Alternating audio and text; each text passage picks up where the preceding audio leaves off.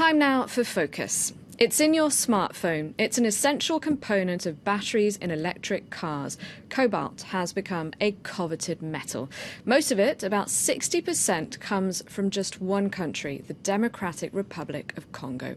But there are ethical concerns. Amnesty International says children and adults are mining cobalt in extremely hazardous conditions. France 2's MARC de CHALVRON reports with Erin Ogunkeye. It's a race against the clock to dig up as much of the precious mineral as possible, whether by mechanized industrial mining or hard human labor. Cobalt is one of the world's most coveted resources. Its value has nearly tripled over the past year. But who is benefiting from these rising prices? The answers may be found in the Democratic Republic of the Congo, which produces 60% of the world's cobalt. It's a source of great wealth for some. For others, cobalt rhymes with a growing black market, corruption, and worker exploitation. This is one of the biggest mines in eastern Congo. A 40 meters deep open pit, and the result of just 1 year of excavations. No need to be an expert to understand the work we're doing here. Do you see the black strip over there? That's the ore, the cobalt mineralization. Global demand for cobalt has skyrocketed. It is an essential component of new generations of batteries for smartphones and especially electric cars. Last year, people were already speculating on the automobile industry and new technologies, especially electric cars. We expected it, but maybe not at this scale. Industrial groups are the first to benefit from this boom. Prices are soaring, and no one wants to miss out on their share of the profits. Yeah, well, it's growing. We are producing now 5,000 tons per year, and we are going to expand to 21,000 tons per year.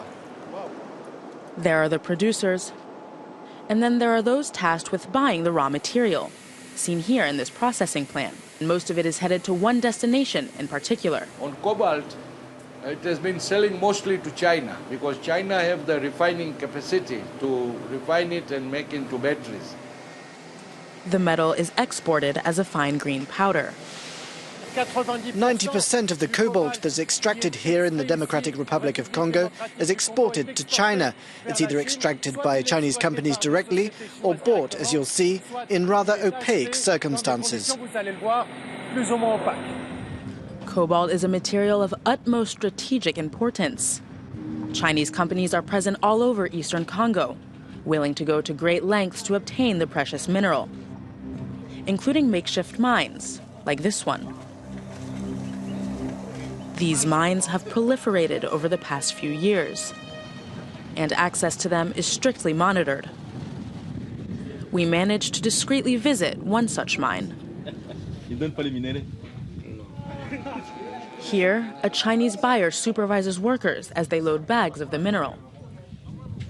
Meanwhile, at the heart of the mine, so-called diggers are at work.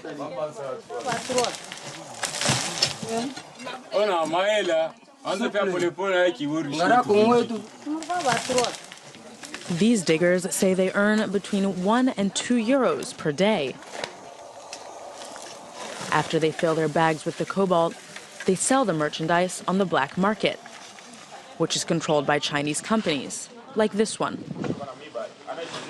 We filmed the scene with a hidden camera.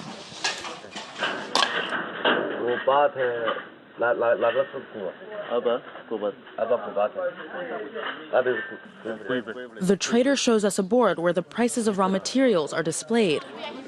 A quarter of the cobalt extracted in the Congo is sold through the black market, a colossal business. A Congolese employee of the biggest Chinese company in the country confirmed the scale of the clandestine market. Here, no matter the quality or the amount of cobalt, they'll buy it. The black market works very well. It's well organized, you'll see. The business appears to be under the active protection of the Congolese government. The Presidential Guard, an elite force which answers directly to President Joseph Kabila, are posted at the headquarters of this Chinese company. According to the diggers we met, it's a protection that also extends to the shady ramifications of the cobalt business. C'est juste les gardes présidentiels de notre Congo et qui gardent les Chinois là-bas au dépôt. Ils sont ensemble? Oui, ils sont ensemble. C'est les Chinois qui font la loi parce qu'il a trouvé notre pays qui est foutu. Ubebe tena na momakuta unakata porque autasema ukiseme banakupika. Nyapa moya affaire. In the Democratic Republic of the Congo, where cobalt generates hundreds of millions of euros each year, more than 70% of the population lives below the poverty line. For more on this, I'm now joined by ADAMA Gaëlle. He's the author of China, Africa, the Dragon and the Ostrich. Hello, thank you very much indeed for your time.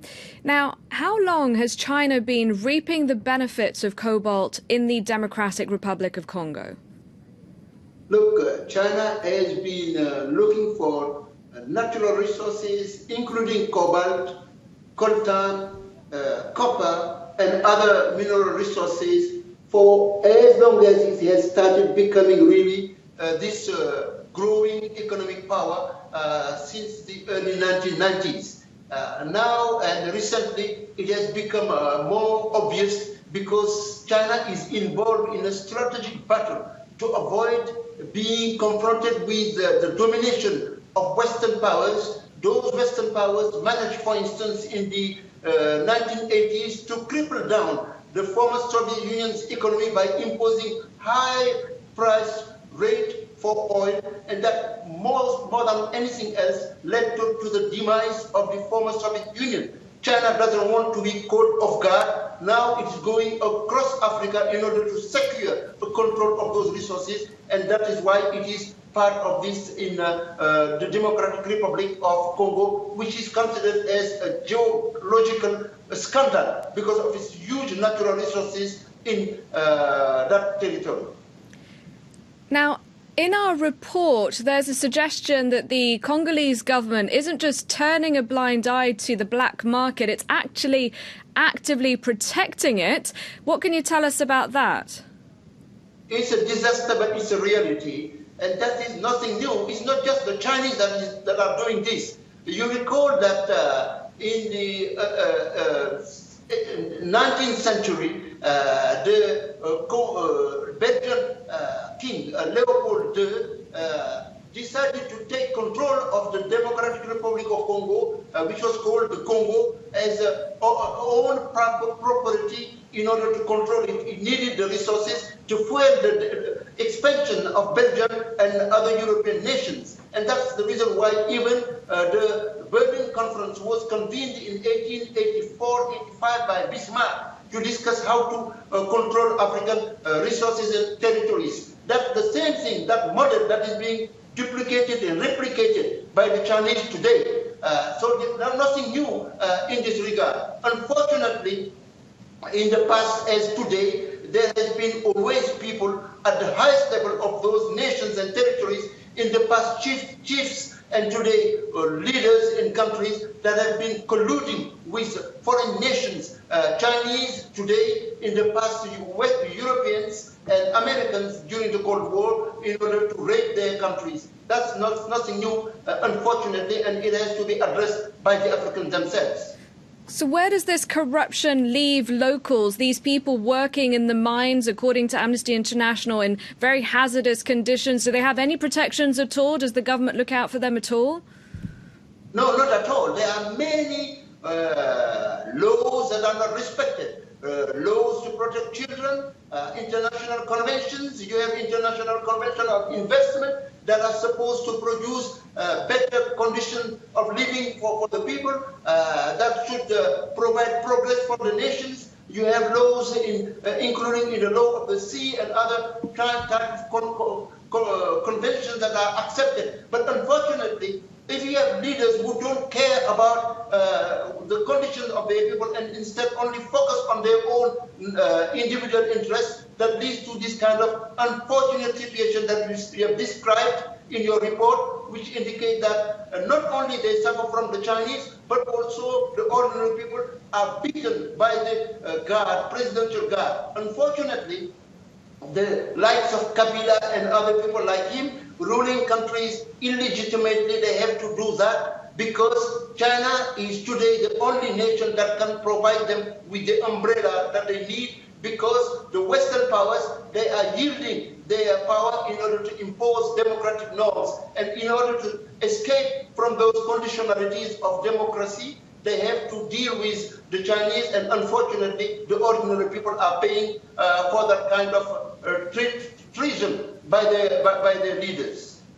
All right, I'm afraid we'll have to leave it there. We really appreciate your time and your analysis. Thank you very much indeed, ADAMA Gaye, for joining us for today's Focus. And thank you. I'll be back in a few minutes. Stay tuned.